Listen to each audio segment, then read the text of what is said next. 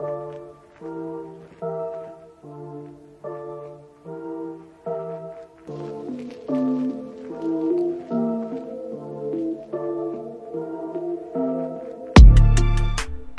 semuanya, kembali lagi ke channel yang seadanya ini. Nah, kali ini gue akan ngelanjutin pembahasan dari novel Tensei Kizoku no Isekai Boukenroku, yaitu masih di volume kedua, chapter 31 sampai 32, yang dimana ini adalah rencana dari pihak musuh untuk menyerang kediaman si Kain gitu. Jadi gitu ya. Ini adalah kelanjutan dari video yang kemarin. Oke, jangan berlama-lama lagi, langsung kita gasken.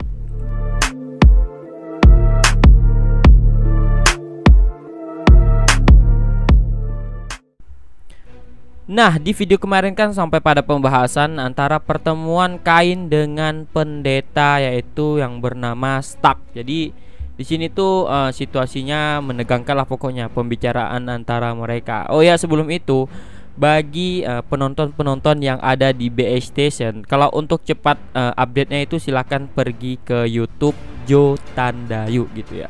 Karena video ini uploadnya 2 hari sekali untuk di YouTube. Kalau di BH Station itu mungkin bisa seminggu sekali ya. Jadi gitu. Karena di BH Station lebih fokus mengupload kelanjutan dari Tsukigami Chibiku Isekai Dochu yang tentunya udah diupload juga di YouTube. Jadi gitu. Oke, langsung lanjut. Hal yang pertama kali Kain tanyakan kepada pendeta Stark adalah soal biaya untuk berdoa dan mendapatkan pengobatan yang terlalu mahal bagi rakyat biasa. Menanggapi pertanyaan Kain, sang pendeta sama sekali tidak memasang wajah gentar dan menatap Kain sambil memegang kipas di tangannya. Di sini pendeta itu sebenarnya menganggap Kain itu hanyalah petualang biasa gitu. Sang pendeta hanya menjawab bahwa itu dikarenakan tidak terlalu banyak rakyat biasa yang berdoa di sana, karena yang datang hanya kepala perusahaan atau semacamnya.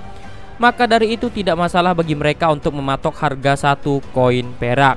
Sedangkan terkait masalah biaya pengobatan yang tinggi, pendeta Stark mengatakan bahwa itu dikarenakan tidak terlalu banyak orang di gereja yang bisa melakukan sihir penyembuhan. Sehingga jika pasien terlalu ramai, maka pihak gereja tidak akan bisa menanganinya. Jadi mereka pun menetapkan harganya untuk menyeleksi pasien tersebut. Setelah mendengarkan keterangan pendeta Stark, Kain pun menyarankan sang pendeta untuk menambah jumlah suster di sana dengan cara minta bantuan dari gereja di ibu kota. Selain itu, seharusnya pendeta juga bisa menggunakan sihir pemulihan. Mengingat kota itu adalah kota petualang, maka dapat dipastikan banyak yang membutuhkan sihir pemulihan. Menanggapi saran Kain dengan seringai di wajahnya, sang pendeta Stark pun mengatakan bahwa untuk mendatangkan suster dari gereja ibu kota, mereka harus mengeluarkan biaya tambahan, sehingga sang pendeta pun meminta subsidi tambahan kepada Kain dengan wajah yang nyeleneh pastinya. Kain pun menjawab pertanyaan pendeta tersebut dengan tegas. Mengingat fungsi gereja yang hampir tidak ada gunanya, Kain pun mengancam akan menghentikan subsidi kepada gereja untuk sementara. Sang pendeta Stark pun menjawab sambil tersenyum seolah tak peduli dengan mengatakan bahwa dia akan menaikkan lagi biaya untuk berdoa dan pengobatan, meskipun itu akan membuat masyarakat menjadi semakin sulit. Kain pun mengerti bahwa sang pendeta tidak ada niat untuk berubah, sehingga dia mengancam akan membuat laporan kepada gereja di ibu kota kerajaan tentang keadaan di gereja Drintel yang sangat tidak dibutuhkan dalam pengembangan kota yang akan dilakukannya. Kain yang tidak menerima pemikiran sang pendeta pun memasang sikap perlawanan dan segera meninggalkan tempat tersebut.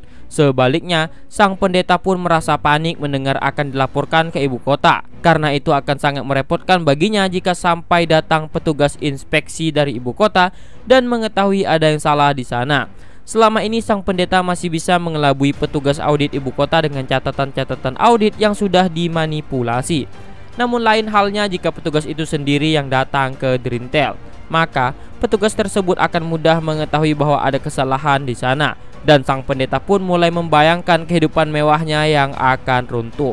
Sang pendeta pun berusaha menghentikan Kain dengan panik, namun Kain tetap melaju meninggalkan ruang tamu gereja tersebut. Sang pendeta pun hanya mampu menatap punggung Kain sambil gemetaran dan langsung memanggil kesatria gereja. Salah satu kesatria gereja pun bergegas menghadap panggilan Stark. Sang pendeta pun memerintahkan kesatria untuk menyampaikan pesan kepada wakil ketua guild petualang Betty yang berisi bulan malam ini hitam, yang hanya dimengerti di antara mereka. Jadi itu semacam sandi ya. Kesatria gereja itu pun membungkuk pada sang pendeta lalu meninggalkan ruangan. Kain yang langsung keluar dari gereja pun melupakan niatnya yang ingin berdoa dan bertemu dengan para dewa. Dalam perjalanan kembali ke balai kota, Kain pun melihat-lihat pemandangan kota dan toko-toko di sekitarnya lalu mampir ke guild petualang untuk melihat kondisi perbaikan di sana. Kain pun membuka pintu dan masuk ke dalam. Ketika Kain masuk, seluruh pandangan pun terpusat kepadanya. Namun, seketika pandangan mereka pun dialihkan, di antara mereka ada golongan orang yang kehilangan minatnya karena melihat anak kecil. Dan juga ada sosok yang ketakutan karena sudah mengenal sosok anak itu sewaktu pertama kali dia datang. Ketika Kain melihat ke arah meja resepsionis, ia pun melihat banyak gadis cantik yang berbaris. Karena sang wakil ketua guild Betty tidak ada, jadi Kain pun berbicara dengan resepsionis yang kosong dan menyampaikan tujuannya untuk bertemu dengan ketua guild Rixet. Resepsionis pun menanggapi pertanyaan Kain dengan formal dan menanyakan apakah Kain sudah membuat janji sebelumnya. Karena ketua guild mereka tidak mau bertemu dengan orang tanpa janji kecuali rank tinggi. Kain pun mengatakan bahwa dia memang belum membuat janji, namun Kain ingin resepsionis menyampaikan pesannya dengan menyebutkan nama Kain, maka Rixet pasti akan mengerti. Sang resepsionis pun mengerti dan meminta Kain untuk memperlihatkan kartu guildnya. Kain pun menyerahkan kartu guild rank A-nya yang bersinar keemasan kepada resepsionis. Melihat kartu guild Kain, sang resepsionis pun terkejut mengetahui kenyataan bahwa anak kecil di hadapannya itu adalah petualang peringkat A. Setelah meminta maaf, resepsionis itu pun segera bergegas menuju ruangan guild master untuk memberitahu ketua guildnya. Tidak sampai 1 menit, sang ketua guild pun datang dengan terburu-buru ke meja resepsionis. Rixet pun menemui Kain dan mengarahkan Kain untuk mengikutinya karena Kain mengatakan bahwa dia ingin mendiskusikan beberapa hal kepada Rixet. Setelah saling menyapa, Kain pun berjalan mengikuti arahan Rixet yang tampak agak gugup. Ketika Kain sudah tidak terlihat, meja resepsionis pun menjadi heboh karena melihat guild master mereka yang tertunduk sopan di hadapan seorang yang sebelumnya mereka anggap sebagai seorang anak kecil yang imut, yang ternyata adalah seorang petualang peringkat A. Namun di sini sebenarnya Rixet tuh malahan lebih tinggi ya, petualang rank S mantannya. Semua mata resepsionis itu pun bersinar seperti layaknya hewan karnivora yang melihat mangsanya. Tanpa sepengetahuan Kain, ia pun sudah menjadi target incaran dari gadis-gadis resepsionis tersebut. Kain pun dipandu menuju ke ruang tamu untuk duduk di sofa. Rixet yang duduk di hadapannya pun menunggu kata-kata Kain dengan gugup. Salah satu resepsionis pun segera membawakan teh, dan sebelum sang resepsionis itu meninggalkan ruangan, sang resepsionis itu pun tiba-tiba mengedipkan matanya kepada Kain. Rixet pun bertanya dengan nada khawatir tentang hal yang ingin ditanyakan Kain kepadanya. Lalu Kain pun mengatakan bahwa dia memiliki sedikit masalah dengan gereja. Jadi dia pun datang menemui Rixet untuk mendiskusikan hal tersebut. Mendengar itu, Rixet pun terkejut karena mengira Kain telah menghancurkan gereja seperti yang telah ia lakukan kepada guild. Menghadapi kesalahpahaman Rixet, Kain pun menanyakan berbagai hal mengenai kondisi saat itu. Rixet pun sedikit mengeluh mengenai harga pengobatan di gereja yang begitu mahal, sehingga tidak terjangkau bagi para petualang biasa. Dan jika mereka terluka dan tidak bisa diobati, maka kemungkinan mereka akan pensiun atau menjadi ketua guild seperti Rixet. Namun, sebagian besar dari mereka memilih tinggal di wilayah kumuh. Padahal jika harga sihir pemulihan lebih murah, Rixet yakin petualang yang pensiun pun akan menjadi lebih sedikit. Kain pun mengatakan bahwa dia telah berbicara dengan pendeta Stark terkait harga yang terlampau tinggi tersebut dan terjadi ketidaksepemahaman. Jadi, Kain pun mengatakan bahwa dia telah memutuskan untuk melaporkannya ke gereja ibu kota kerajaan terkait harga yang jauh lebih mahal dibandingkan dengan kota-kota lain itu. Sambil bergumam, Rixet pun memaki pendeta Orc tersebut yang ingin bermewah-mewahan sendirian. Dari sini, diketahui bahwa Rixet sendiri memiliki hubungan yang buruk dengan pendeta tersebut karena sering ditolak saat melakukan negosiasi harga. Setelah itu, Kain pun mengeluarkan sebuah kantung kecil dari saku dadanya. Di dalamnya berisikan 3 koin platinum. Koin itu pun diberikan Kain kepada Rixet sebagai dana bantuan untuk perbaikan tempat latihan yang berasal dari dana pribadinya. Jika kalian masih ingat itu di video yang pertama atau kedua ya, yang kelanjutannya di video gua itu, Kain itu kan diserang oleh apa, petualang ya. Jadi ya tempatnya hancur lah gitu. Selain itu, Kain juga meminta Rikset untuk segera melakukan pemberesan pajak-pajak karena seorang ahli politik dalam kota akan segera datang ke kota mereka untuk melakukan audit. Rikset pun menjelaskan bahwa terkait masalah keuangan dirinya sendiri pun tidak terlalu mengerti. Jadi dia pun melimpahkan semuanya kepada Betty. Rikset pun tersenyum pahit setelah memeriksa kantung yang berisi 3 koin platinum itu dan langsung menyimpannya baik-baik. Kain pun penasaran tentang Betty yang seharusnya selalu bersama dengan Rikset. Jadi Kain pun menanyakan keberadaannya. Rikset pun mengatakan bahwa sebelumnya ada seseorang yang tiba-tiba mencari Betty, dan setelah mereka berbicara sebentar, Betty pun meminta izin untuk pergi karena ada urusan mendadak. Menanggapi jawaban Rikset itu, Kain pun hanya mendengarkannya tanpa mengkhawatirkannya, dan itu akan terjadi awal dimulainya pertempuran. Karena liburan musim panas akan menjadi hari libur panjang, jadi Kain pun berencana untuk menghabiskan waktu di kota Drintel. Setelah berpamitan kepada Rikset, Kain pun berdiri dan berjabat tangan dengan Guildmaster Rikset. Kain pun beranjak pergi keluar dari ruang tamu. Saat ia keluar, Kain pun merasakan tatapan aneh dari meja resepsionis dan langsung keluar guild. Karena masih terlalu awal baginya untuk kembali ke balai kota, Kain pun memutuskan untuk berjalan-jalan di kota sambil melihat-lihat toko-toko senjata dan armor. Setelah sampai di balai kota, Kain pun mendengar dari salah satu petugas bahwa Elif sedang keluar. Jadi Kain pun langsung masuk ke kantornya dan mengurung diri sambil memeriksa dokumen. Bentar, minum dulu.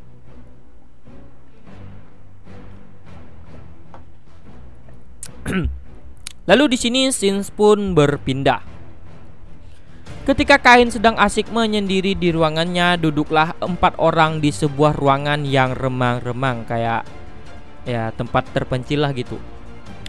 Ekspresi wajah mereka pun tampak sedang dalam mood yang buruk sambil mengerutkan dahi mereka. Betty, sang wakil ketua guild petualang, pun membuka pembicaraan dengan menanyakan alasan mereka dikumpulkan di ruangan itu. Dengan jari-jari berhiaskan permata berwarna-warni dan tubuh yang berat dan berguncang, Stark pun berbicara dengan mengatakan bahwa alasan dia mengumpulkan mereka semua adalah untuk membahas tentang wali kota baru mereka. Diiringi nafas yang beraroma sake yang sangat menyengat sambil terengah-engah, Pendeta Stark pun mengadu bahwa Kain telah datang ke gereja dan akan melaporkan masalah di gereja ke ibu kota. Sebab jika inspeksi terhadap gereja dilakukan dan kejahatan Pendeta Stark terbongkar, maka kejahatan mereka semuanya pun akan ikut terbongkar. Ketiga orang lainnya yang mendengar itu pun hanya menghela napas mendengar hal itu. Seorang pria lainnya yang duduk di tengah pun mulai berbicara dengan mengatakan bahwa di pihaknya juga memiliki masalah yang hampir sama, karena akan datang seorang ahli politik dalam kota ke kota mereka. Ia memastikan bahwa akan ada audit tentang pengelolaan keuangan kota secara keseluruhan, dan kalau hal ini dibiarkan, maka bisa menjadi masalah untuk mereka semua yang dapat membuat mereka ditangkap dan dipenjarakan. Sehingga ia pun menyarankan agar mereka segera melenyapkan Kain. Kemudian Elif pun memerintahkan Rick untuk mengumpulkan orang-orang. Selain Rick, Elif juga memerintahkan Betty untuk membantu mengumpulkan orang-orang dari pihaknya. Rick yang menggunakan jubah bertudung pun setuju dan akan mengumpulkan orang-orang dari Dark Guild yang ada di pemukiman kumuh. Karena mereka tahu bahwa Kain kemungkinan akan pulang ke ibu kota, maka mereka harus bertindak cepat. Karena jika mereka membiarkan Kain pulang ke ibu kota, maka Pendeta Stark pun akan selesai. Sebab mereka memperkirakan laporan tentang masalah gereja yang Pendeta Stark kelola itu sudah pasti akan dibuat. Mengingat masalah itu, mereka pun berniat untuk menyerang Kain selama perjalanannya ke ibu kota. Meskipun mereka tahu akan timbul banyak korban di pihak mereka, mengingat Kain yang merupakan petualang peringkat A.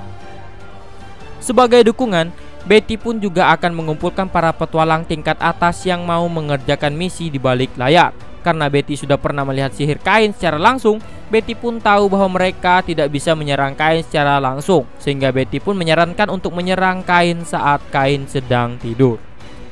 Setelah semua persiapan rencana mereka dirasa sudah matang, dengan tersenyum jahat Elif pun mengatakan bahwa dia akan membukakan kunci pintu belakang gedung. Karena gerbang depan gedung wali kota tersebut akan dijaga oleh prajurit di malam hari. Jadi Elif lah yang akan membantu mereka agar mereka bisa masuk dari pintu belakang. Dan semua orang pun mengangguk mendengar kelanjutan dari perkataan si Elif. Saat makan malam, Elif pun sudah kembali dan ikut makan bersama. Karena tidak ada tamu, jadi makan malam pun hanya dilakukan Kain bersama asistennya, yaitu si Elif. Dan disinilah mereka berbagi informasi. Sambil menenggak anggurnya, Elif pun menanyakan tentang keadaan di gereja. Menjawab pertanyaan Elif, Kain pun mengatakan bahwa dia akan membicarakan hal itu bersamaan dengan gereja pusat ketika ia kembali ke ibu kota, dan meminta gereja pusat untuk mengganti pendeta Stark karena tidak becus dalam mengurus gereja di Drintel. Sebab Kain sudah mengetahui keadaan gereja di ibu kota dan di wilayah Gracia. Di sana Kain melihat tidak ada lukisan atau dekorasi macam-macam, dan pendetanya juga orang-orang yang sederhana, sehingga Kain pun berpikir seperti itulah yang seharusnya. Mendengar jawaban Kain, Elif pun memasang wajah prihatin sambil meminum anggurnya. Setelah mengatakan bahwa dia akan kembali ke ibu kota besok, Kain pun mengakhiri santapannya lebih awal, lalu mandi dan berganti pakaian tidur di kamarnya. Ketika mengintip dari jendela untuk melihat gemerlap malam kota, Kain pun melihat sesuatu yang mencurigakan di kejauhan. Kain pun mengaktifkan sihir World Map atau Locate Enemy. Ketika Kain melapalkan sihir, muncullah sebuah peta yang menggambarkan lokasi di sekitarnya melayang di sudut pandangannya, disertai beberapa tanda merah yang merupakan tanda-tanda musuh di sekitar mansion. Sihir itu adalah sihir yang diciptakan oleh Kain sihir menggunakan Creation Magic yang merupakan gabungan dari World Map dan Shard. Kalau untuk sihir Shard ini ada di animenya ya, pada saat Kain berumur 5 tahun ya kalau nggak salah ya. Mengetahui kedatangan musuh, Kain pun menghela nafasnya, menutup jendela, lalu mengganti pakaian tidurnya dengan pakaian petualang, mematikan lampu kamarnya, lalu duduk di kursi dalam kamar yang gelap sambil menunggu. Santai dulu nggak sih? Meskipun Kain tidak pernah memanggil mereka di kota karena takut mengejutkan orang-orang, karena tidak mau repot, Kain pun berniat untuk memanggil Haku dan Gin. Lalu sihir summon Haku dan Gin pun diaktifkan. Sebuah lingkaran sihir pun terbentuk dan seekor Fenrir bernama Haku dan seekor Divine Dragon bernama Gin pun muncul. Nah, kalau untuk Divine Dragon, Gin ini kan dapatnya pada saat Kain itu dibawa ke dunia dewa milik raja pertama ya. Siapa nama? Yuta.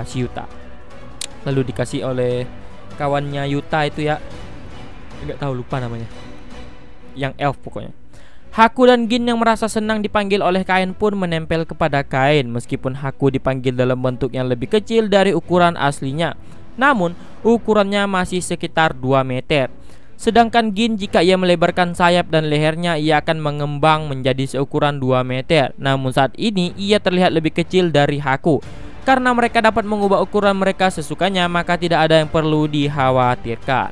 Lalu Kain pun menjelaskan situasinya kepada mereka berdua dengan mengatakan bahwa rumah yang mereka tempati itu akan diserang saat tengah malam. Karena Kain khawatir dengan para pegawai dan pelayan di sana, jadi Kain pun meminta bantuan mereka. Lalu Haku dan Gin pun mengangguk mengerti.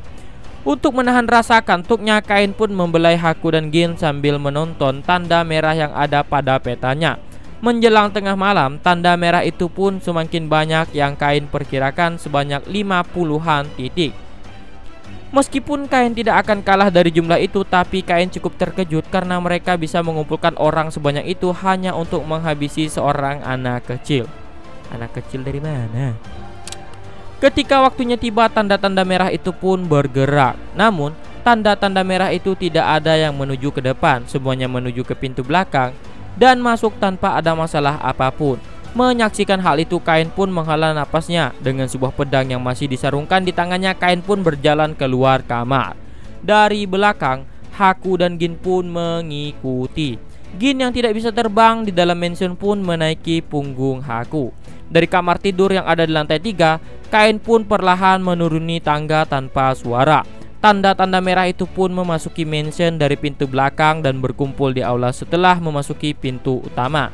Lalu, Kain pun berpikir akan bahaya untuk para pegawai jika mereka sempat menyebar. Jadi, Kain pun memutuskan untuk menyambut mereka di sana. Kemudian, Kain pun berdiri di tangga aula yang menuju ke lantai 2 dan menyambut para penyerang yang berkumpul di aula itu dengan senyuman jahatnya. Lalu seketika tatapan 50 orang bersenjata di aula tersebut pun terpusat kepada Kain seorang. Nah, mungkin sampai di sini dulu untuk pembahasannya di video kali ini ya. Jadi memang sengaja membuat kalian penasaran gitu. Kalau untuk tahu kelanjutannya ya tunggu aja video selanjutnya. Di video selanjutnya ya tuh kita akan menyaksikan pembantaian, bukan pembantaian sih, kayak cuman mainan hiburan doang bagi Kain gitu. Lalu juga ada korban si Elif nanti kayak jadi donat, bukan donat sih, terbelah dua ya, dari atas sampai ke perut, terus dari perut sampai ke kaki itu dibelah, tapi disembuhkan sih oleh Kain nanti. Ya pokoknya tunggu aja deh. Sampai di sini dulu dan see you.